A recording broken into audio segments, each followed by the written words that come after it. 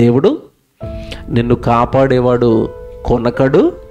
బబ్బబ్బబ్బబ్బా, ఏం కష్టం అండి అది. నీ వెనకాల ఉండాలి, కాపాడుకుంటూ ఉండాలి.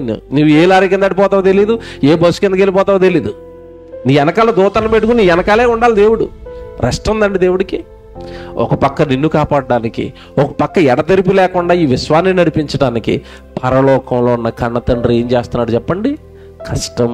కష్టం, దేవుని కష్టం మనిషికి తెలుసా?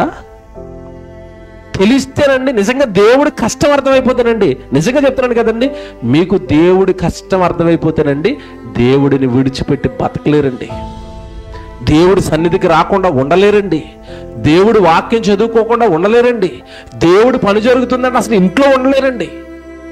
అమ్మో, నా తండ్రి అంత కష్టపడితే, నా తండ్రి సన్నిధట, నా తండ్రి మీటింగ్లట, నా తండ్రి సభలట, నా తండ్రి పనట, నేను వెళ్ళిపోతాను. నా కోసం ఎంత కష్టపడిన నా తండ్రి దగ్గర నేను వెళ్ళిపోతాను. దేవుడికి దూరంగా బ్రతకటం, దేవుడికి విరుద్ధంగా మాట్లాడటం, దేవుడికి విరుద్ధమైన పాప కార్యక్రమాలు చేయటం. మనం బాబు నేను నీచుడిని, టంగ్ స్లిప్ అయిపోయాను, నేను ఎప్పుడు అన్నండి కదండి.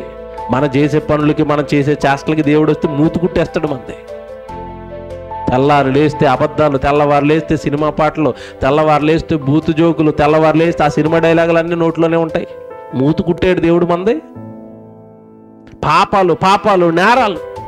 దేవుని పిల్లలారా, దేవుడి కష్టం మనిషికి తెలుసా?